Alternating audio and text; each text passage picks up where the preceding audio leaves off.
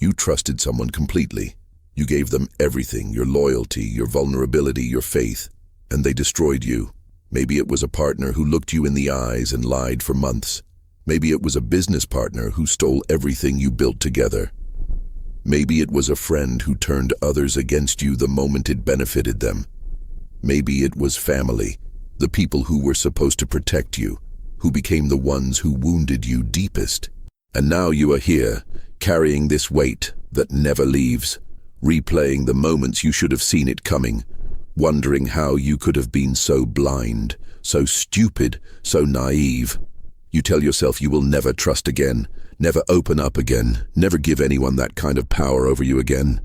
But deep down, you know this path leads nowhere good, that closing yourself off completely is just another form of being broken, that bitterness and suspicion are not strength, but scars you mistake for armor. What if I told you that Marcus Aurelius, the most powerful man in the ancient world, faced betrayal so profound that it would have destroyed lesser men, yet he used that very betrayal to forge himself into someone truly unbreakable?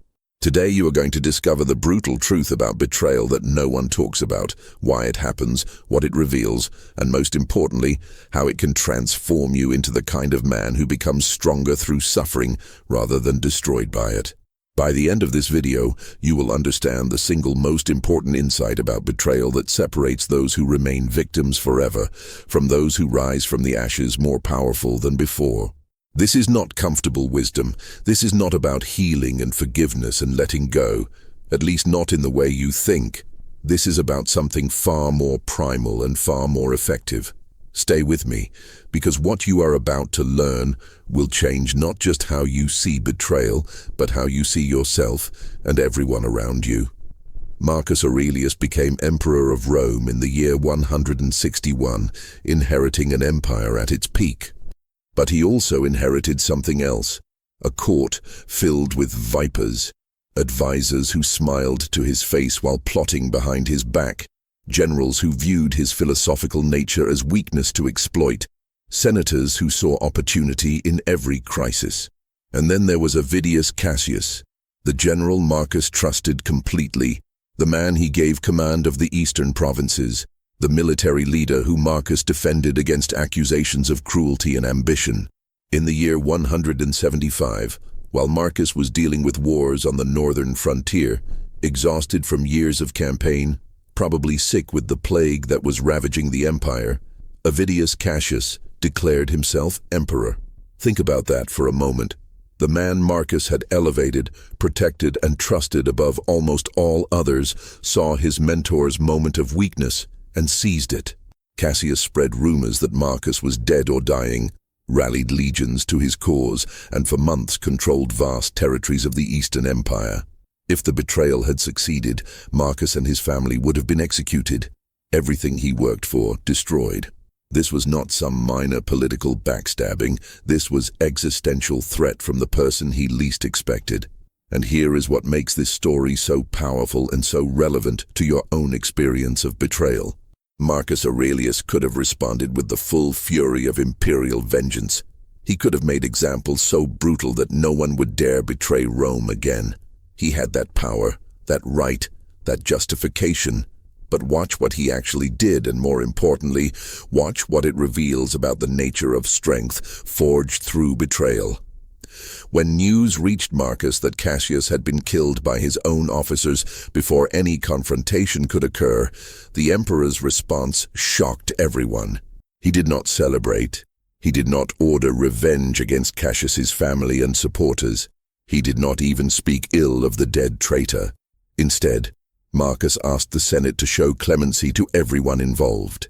He destroyed all letters that would have revealed other conspirators. He ensured Cassius's family kept their property and safety. And in his private writings, Marcus reflected not on the evil of betrayal, but on the nature of human beings, on his own failures to see what was coming, on what this revealed about attachment and expectation. He wrote that to be angry at someone's nature is like being angry at a fig tree for producing figs, that expecting people to be other than what they are is the root of suffering. This was not weakness. This was not being a doormat, This was something far more terrifying and powerful.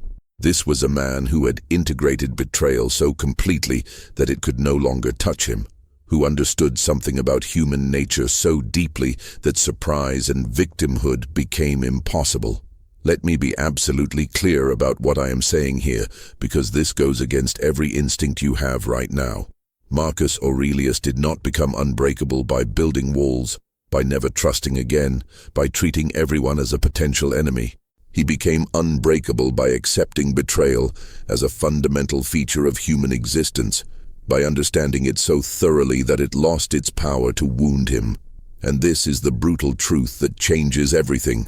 Betrayal only destroys you when you believe it should not have happened, when you cling to the idea that loyalty and goodness should be rewarded, when you expect people to be better than their nature allows. Before you think this sounds like victim blaming or toxic positivity, understand what Marcus actually discovered through his experience. He learned that betrayal reveals truth, strips away illusion, and shows you exactly what you were refusing to see. Every single person who has ever betrayed you was showing you who they were long before the actual betrayal occurred. You just were not ready to see it, because seeing it would have required uncomfortable action, difficult decisions, the loss of something you wanted to keep. Think about your own betrayal right now, the one that brought you to this video. If you are honest, brutally honest with yourself, were there not signs you ignored? Moments that made you uncomfortable, but you rationalized away? Behaviors you excused because you wanted so badly to believe in this person? This is not your fault, but it is your responsibility. The person who betrayed you did what was in their nature to do, what perhaps they could not help but do given their character, their wounds, their limitations. But you chose to ignore the signals, chose to invest in someone who was showing you they were not worthy of that investment, chose comfort over truth. And here is where it gets really uncomfortable. Marcus Aurelius understood that we often set ourselves up for betrayal by needing people to be what they are not, by creating fantasies about loyalty and connection that have no basis in reality, by giving our trust carelessly to anyone who makes us feel good in the moment. The Stoics had a principle they called seeing things as they are, not as you wish them to be. Most betrayal happens because you were seeing what you wished rather than what was actually there. Now let me ask you something, and I want you to take a moment before you answer, because this question cuts to the heart of everything. In the comments below, write down what your betrayal revealed about yourself, not about the other person, about you.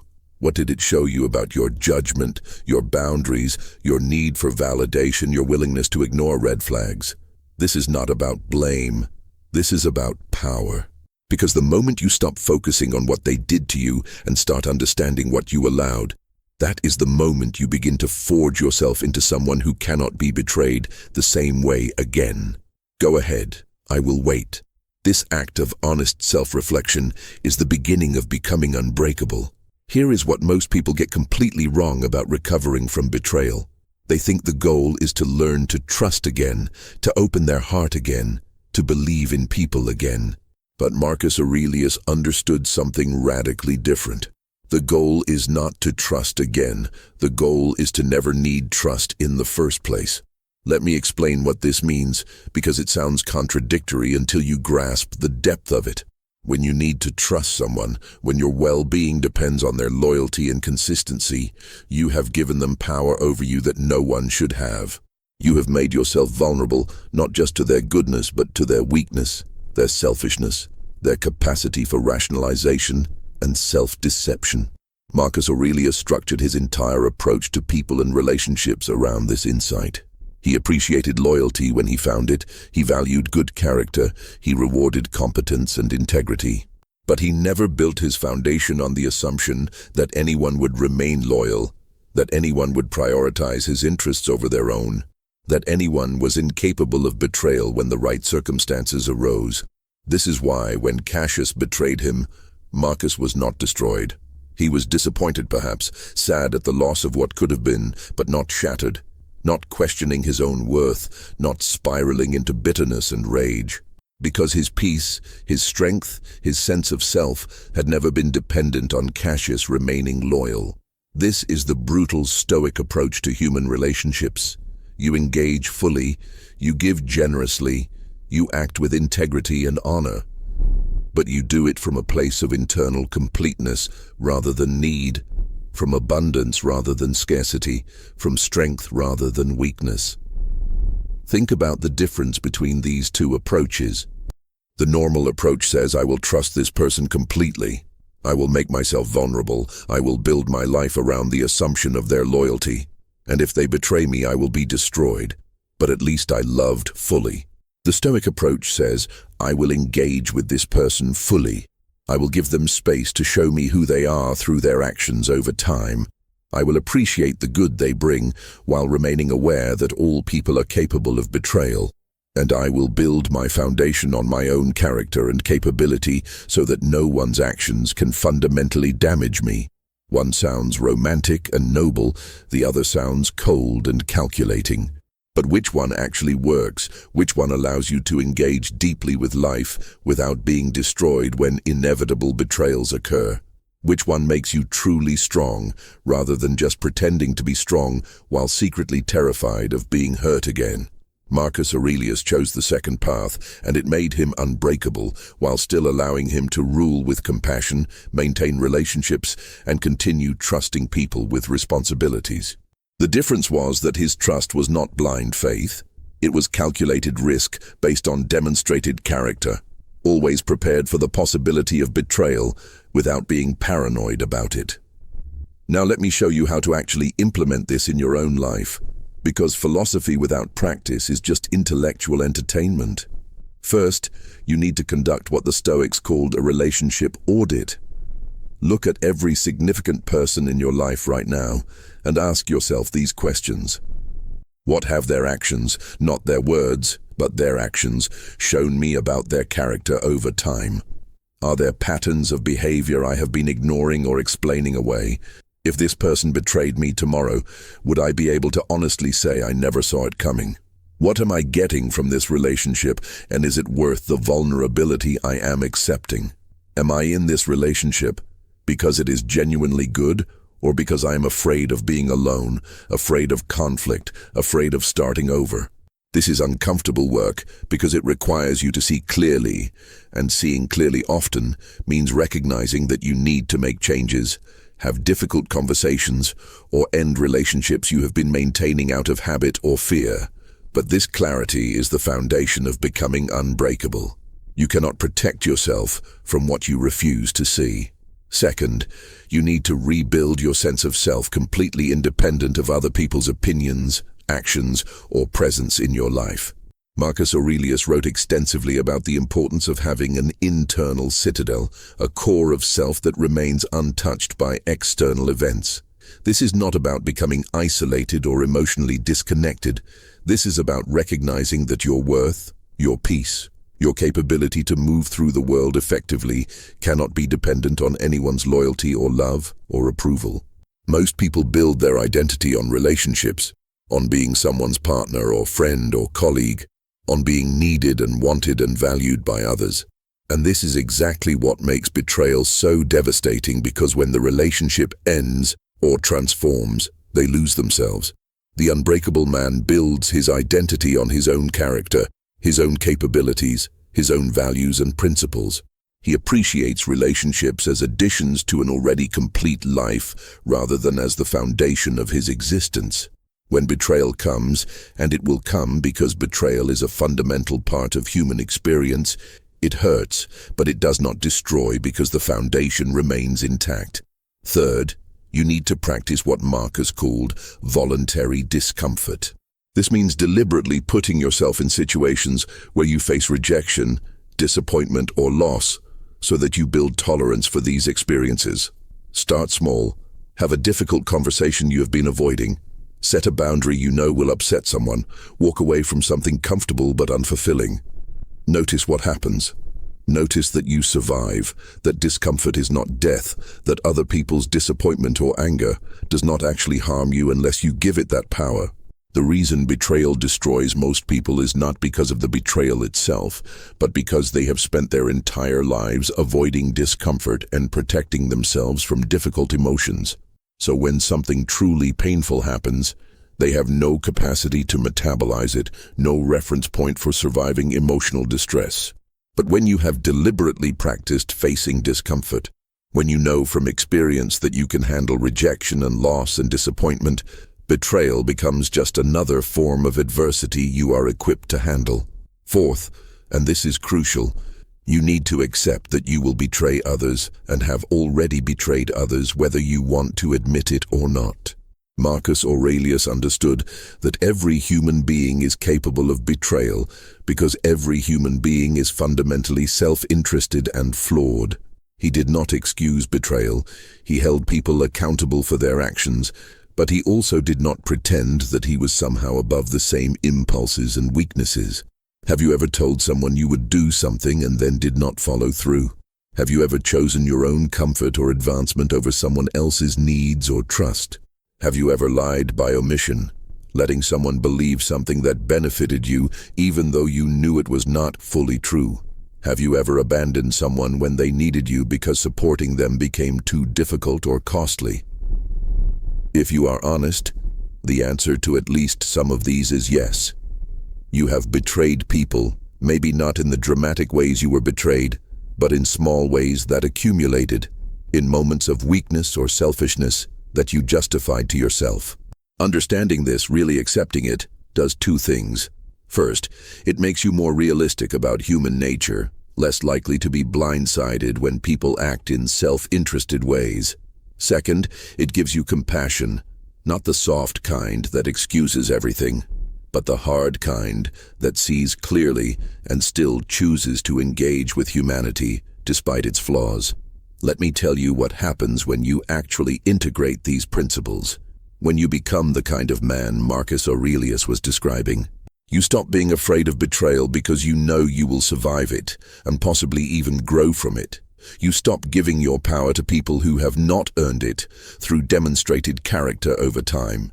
You stop building your life in ways that require other people to be better than human nature typically allows. You stop being surprised when people act selfishly or short-sightedly because you understand that this is the default human condition unless actively resisted. And paradoxically, you become more capable of deep connection, more able to love and trust and give because you are doing it from strength rather than need, from choice rather than dependency, from abundance rather than scarcity. People sense this in you. They sense that you are not clingy or desperate or trying to control them through guilt or obligation. They sense that you engage because you choose to, not because you need to, and this makes you magnetic in a way that neediness never can. But here is where we get to the most brutal truth of all, the one that most people are not ready to hear. Betrayal is not something that happens to you, it is something that reveals you. It shows you where you were weak, where you were self-deceiving, where you were living in fantasy rather than reality. And this revelation is a gift if you are strong enough to receive it. Every person who has ever betrayed you was a teacher, not because they intended to be, not because they deserve gratitude, but because they showed you something about yourself that you needed to see. They showed you where your judgment was poor, where your boundaries were weak, where your need for approval or connection or validation was making you blind. They showed you that you had built your foundation on sand and that you needed to rebuild on rock.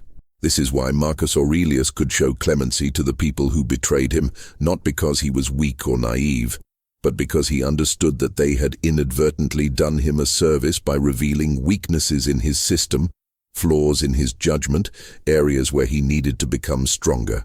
He did not need to destroy them because they had already served their purpose as teachers, and destroying them would have been an admission that they still had power over him, that their betrayal still mattered in some fundamental way. So here is what I want you to understand right now. If you are carrying bitterness about a betrayal, if you are still angry, still hurt, still replaying it in your mind, you are giving that person continued power over you. You are making yourself a victim over and over again every time you revisit it. And I know this sounds harsh. I know you feel justified in your anger and hurt, and you are. But justified victimhood is still victimhood, and it will destroy you if you cling to it. The alternative is what Marcus Aurelius practiced. You acknowledge what happened, you extract every lesson from it, you use it to rebuild yourself stronger, and then you let it go completely. Not through forced forgiveness, not through spiritual bypassing, but through genuine indifference. The person who betrayed you becomes irrelevant, not worth your mental energy, not important enough to hate or resent. They are simply someone who revealed something you needed to see, and now they are done, finished, no longer part of your story, except as a footnote in the chapter about how you became unbreakable. Let me share the final insight now, the one that transforms everything. Marcus Aurelius discovered that the unbreakable man is not the one who has never been betrayed. He is the one who has been betrayed so thoroughly that all illusions were burned away, leaving only what is real, what is true, what cannot be touched by anyone's actions. Betrayal is the fire that either destroys you or forges you into something harder, clearer, stronger. Most people choose to be destroyed because being destroyed is easier than rebuilding yourself from the foundation up, easier than admitting you were wrong about people and yourself, easier than taking full responsibility for everything in your life. But you are not most people, or you would not still be here. You are someone who is ready to hear the brutal truth, ready to do the hard work, ready to become the kind of man who cannot be broken because there is nothing left to break. Only solid core of self built on reality rather than fantasy, on capability rather than need, on internal strength rather than external validation. Marcus Aurelius faced betrayal from the people closest to him, lived through plague and war and loss, carried burdens that would have destroyed anyone less prepared. And he not only survived, he became a philosophical giant whose words still guide people 2,000 years later.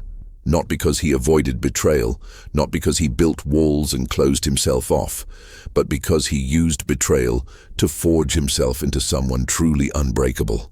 You have the same choice right now. You can remain broken, carrying this betrayal like a weight that drags you down, defining yourself as a victim, closing yourself off from connection, becoming bitter and suspicious and small. Or you can use this betrayal as fuel, as revelation, as the catalyst that forces you to rebuild yourself into someone stronger, clearer, more capable than you have ever been before. Someone who engages fully with life but cannot be fundamentally damaged by anyone's actions. Someone who gives freely but needs nothing. Someone who loves deeply but is not dependent. Someone who trusts when warranted but is never blindsided. Someone who knows that the line between strength and weakness, between unbreakable and broken, is simply a choice you make every single day about whether to face reality or hide from it. So what will it be? Will you let this betrayal define you and destroy you? Or will you use it to forge yourself into something unbreakable? The choice, as always, is yours.